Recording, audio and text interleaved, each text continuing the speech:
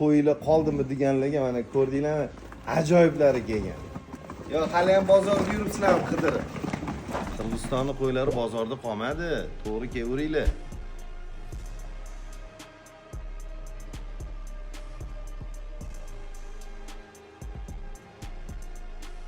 Altmış 7,5 kilo.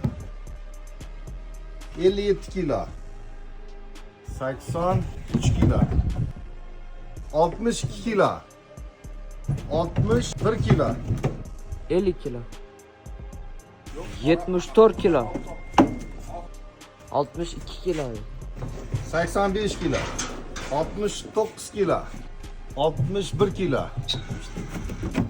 Bizani doimiy xaridorimiz Nazir akam kelgan ekanlar. Nazir aka xush kelibsiz. Nazir akamga bizadan ishda qilib turib ancha-muncha qo'y olganlar-da.